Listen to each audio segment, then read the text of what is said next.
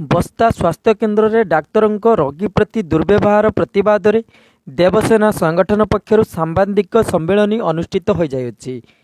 बालेश्वर जिला बस्ता स्वास्थ्य केन्द्र रे रोगी माननकु चिकित्सा रे अवहेला एवं रोगी माननक प्रति डाक्तर सिद्धांत शेखर जेना दुर्व्यवहार और सिक्यूरीटी डाकी रोगी को तोड़ीदेवा घटना बस्ता अंचलवासी मध्य तीव्र असंतोष प्रकाश पाइबा सहित गुरुवार बालेश्वर जिला देवसेना पक्षर बाहारदा डाकबंगला परिसर में एक सांबादिक सम्मेलन अनुष्ठित हो जाइए। जिला आईटी सेल अध्यक्ष सत्यरंजन पाणी सभापतित्व में यह सम्मेलन अनुष्ठित होता। देवसेना जिला सभापति शंकर कुमार जेना गत 6 तारिख में असुस्थ हो बस्ता मेडिकल रे पहुंची निजर देह असुस्थ कथा डाक्तर को कहवा पर डाक्तर बाबू कौन सी परीक्षा नकरी तांको एपेंडिसाइट होइछि बोली कही बालेश्वर को स्थानांतरित करने को परामर्श देथिले। तेबे श्री जेना अम्ल होइथिबा कहवा पर डाक्तर उत्क्षिप्त होई गाली गुलज करने सहित सिक्यूरीटी डाकी बाहर करने को धमक देथिले। एने श्री जेना बस्ता स्वास्थ्य केन्द्र भारप्राप्त अधिकारी डाक्तर देवव्रत जेना को अवगत करने पर कौन समाधान न होबारु श्री जेना बाध्य होई बस्ता थाना एक लिखित अभियोग करने सहित मुख्य चिकित्सा अधिकारी को मध्य अवगत करिसेंति बोली सांबादिक सम्मेलन में प्रकाश करिसेंति। तेबे डाक्तरखाना रे मलमूत्र और रक्त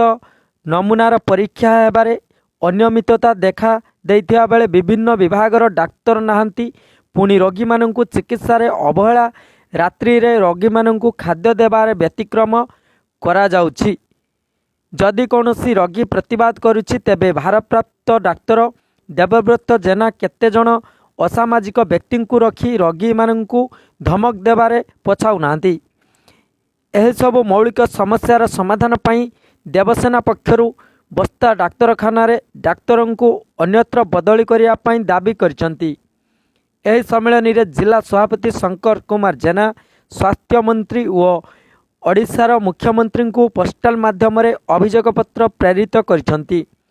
देवसेना बस्तार परामर्शदाता कुमुद रंजन गिरी, ब्लॉक सभापति अंतर्जामी राहुल, सेवा प्रकोष्ठ अध्यक्ष झरणा सामल, गौ सुरक्षा अध्यक्ष मनोज कुमार सामल, महेश्वर पंडा, सुदाम चरण गाण,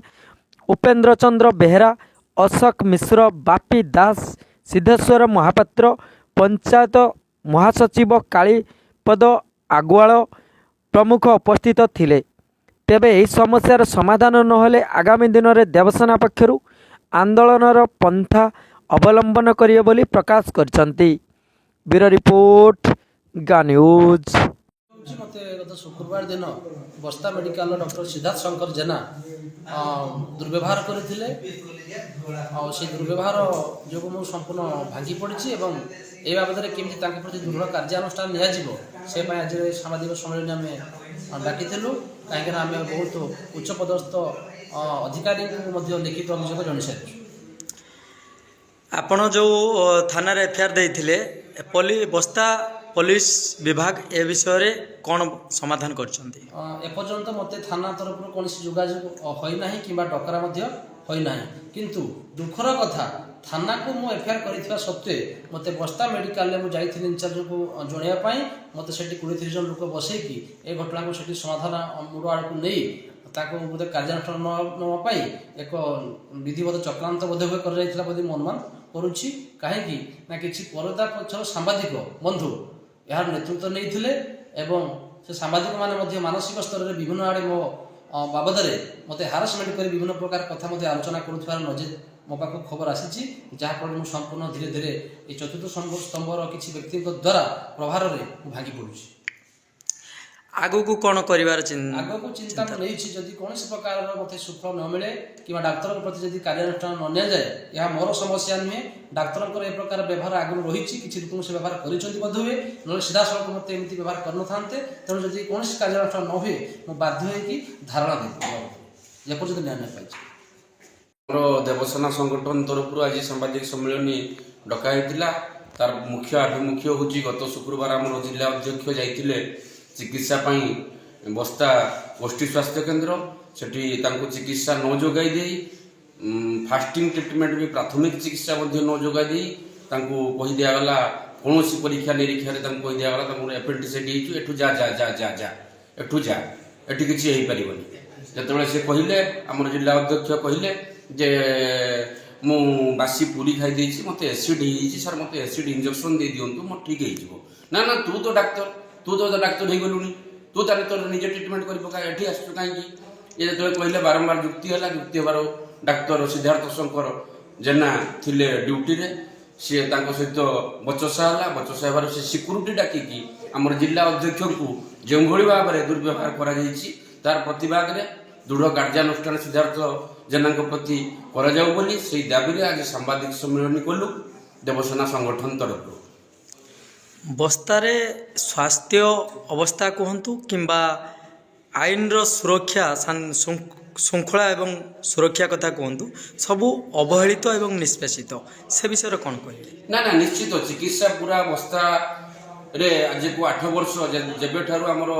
एमओ रहिले इंचार्ज देवव्रत जेना सेबे ठारू आज पर्यंत बस्ता स्वास्थ्य अवस्था पूरा भुसुड़ी जाइछि पूरा एकदम नहीं खाली रोगी जाऊ जाऊ रेफियार रेफियार रेफियार कहा टिके छिड़ीगला कि कौटी पड़ीगला कि कौटी छिड़ीगला से रेफियार रेफियार अत्यंत निम्न स्तर को नहीं गले बस्ता डाक्तरखाना आज लोक आसुना केवल जो आप देखुं 100-200 आउटडोर से माकड़ कामुड़ा कुकुर कामुड़ा से बिलेई आंपड़ा ये सब रोगी आसुँच बड़ बड़ रोगी चिकित्सा बस्तार हो पारुनी आउ देवव्रत जेना जो अच्छा इंचार्ज अमल ये सी कौटी ना कौटी ये प्रश्रय दौरान डॉक्टर सिद्धार्थ शंकर जेना को ना सी ये दुर्व्यवहार देखाते ना कारण पूर्वर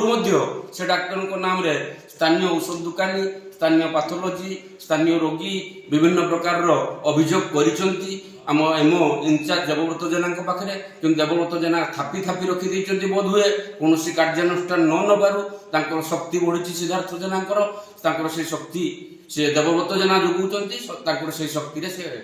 शक्तिमान हो न्याय आगामी दिन में संगठन कौन निष्पत्ति नेबे आमे गतकाली जिला मुख्य चिकित्सा अधिकारी सहित कथा मुझे सीडीएम सहित कथा सीडीएम मत कहले जदि देवव्रत जेना न पारुचंती ताले इंचार्ज को कह मत रेफेयर करेंगे मत फॉरवर्ड करेंगे मुझे कथा बुझी जदि सीडीएम किसी न बुझे आगामी दिन में संगठन राजरास्ता को ओह्लैब निश्चित ओह्लैब।